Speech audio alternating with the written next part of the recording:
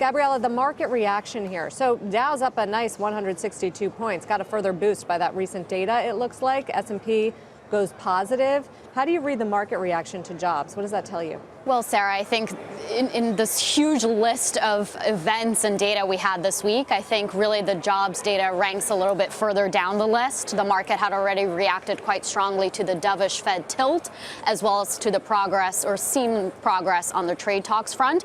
So I think perhaps it's a little bit of fatigue already for this week in terms of the market reaction. And really the jobs just confirmed some of the data we had gotten earlier this month, which is solid momentum in the economy and strength in the labor market and the consumer side. So the very strong jobs report, does it dent at all the dovish Fed tilt that the market has been celebrating? I don't think so. And I think what they really emphasized at the meeting on Wednesday is that they're much more focused now on the inflation side of the mandate rather than the labor market side, and particularly on consumer price inflation. So at this point, the wage growth we're seeing is good, right? But it's not spectacular, and it's not enough to rush the Fed into thinking that consumer price inflation is going to spiral out of control. Conference Board just puts out a statement saying the jobs number and the probability of wage hikes and inflation may force the Fed to make yet another policy shift in its policy around mid-year, start raising rates again. You don't buy that? Well, I think we have to see that actually play out, right? We have to see much, much stronger wage growth. We have to see energy prices stabilize or move higher.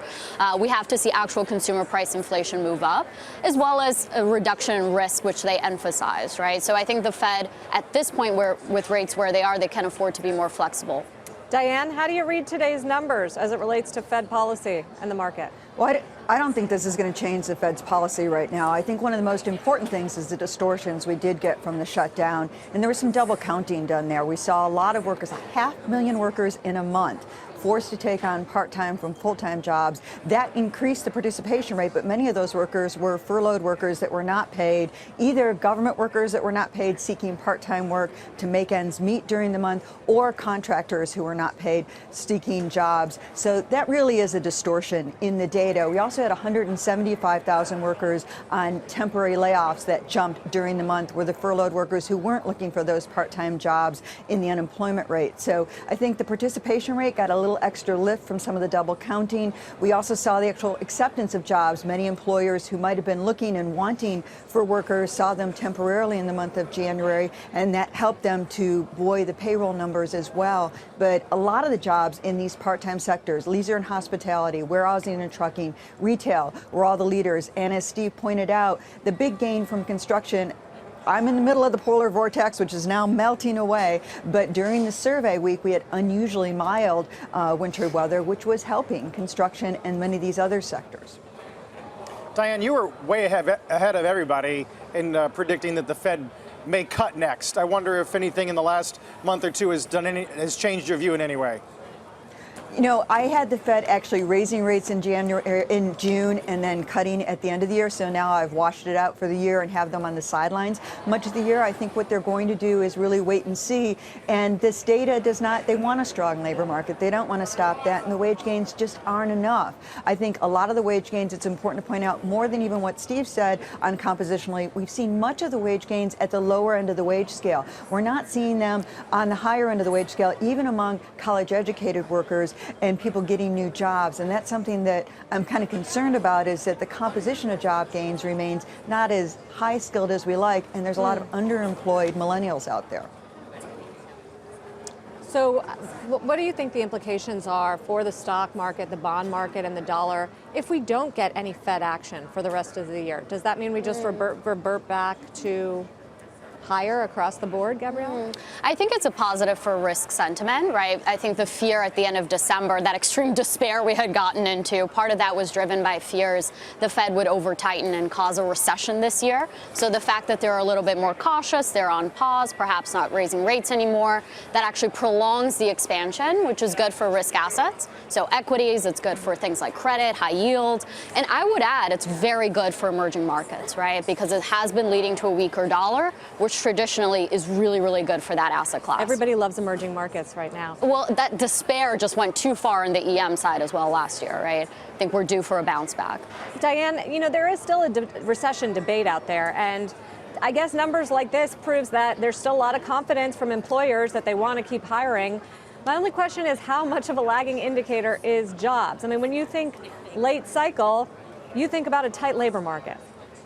Well, and I'd be worried about this if we had weakness in December or weakness in November, which I do think we're going to get. If we don't get that, then we've got lots of momentum. We've got a lot of paychecks we're generating. Missed some paychecks, offset it, a little bit of noise in the month of January, but the willingness to hire is still there, and that's very important. And the fact that we can still pull people in, although this month is a little bit of an overstatement because of those distortions from the shutdown. I think we're still on solid footing, and I think it's really important to go back to where Jay Powell sort of laid things out, that their forecast for the baseline of solid, not strong, but solid growth in 2019 now depends on the fact that they're taking into account the cross currents we've seen emerge, which are weaker growth in China, Brexit, concerns about trade tensions, Europe weaker, and that means that they're stepping to the sidelines to allow for the economy to keep growing at a solid pace, if not strong pace, in 2019. How much do you think the market has priced in a trade deal between the U.S. and China? So I think it's tricky to say the word trade deal because I think it can mean so many things. I think the market has priced in that we will not continue escalating tariffs further. Right? So come March 1st, tariffs won't increase to 25%, and we won't see additional tariffs on $200 billion worth of goods. I think that's priced in at this point. What I think would be more interesting and an actual upside for the market would be the actual removal of existing tariffs, because that would make this deal seem a little bit more permanent, a little bit more long-lasting, and remove some of those cost pressures for certain companies. Are you surprised, Diane? I mean, we had a government shutdown. We're in the middle of a heated trade battle between the U.S. and China, and U.S. companies are still hiring more than 300 workers per month. Are you surprised at the lack of the economic spillover effect from some of these policies and some of what we're getting out of Washington? It suggests the underlying economy is still resilient. It is in contrast to what I'm hearing from some manufacturers, concern about not only excuse me, the persistence of tariffs, as Gabrielle laid out. I think the other issue is that we have to deal with now is that now we have zero tariffs between Japan and Europe. They've gotten to a trade deal because they moved forward with the TPP, and that trade deal now leaves us behind because of our pursuit of bilateral trade agreements. And so there's a lot of concern out there. That said, the concerns, the manufacturing data wasn't overwhelmingly strong this month. The manufacturing survey, ISM, up a little bit, but not as buoyant as it has been. That's all good. It's still solid, but you don't have that euphoria on top of it. And I think that's where you're going to see it creep in first. But the good news is that we are still spending. The consumers have money in their pockets to spend, and we are still spending. Of course, we don't have retail sales data yet.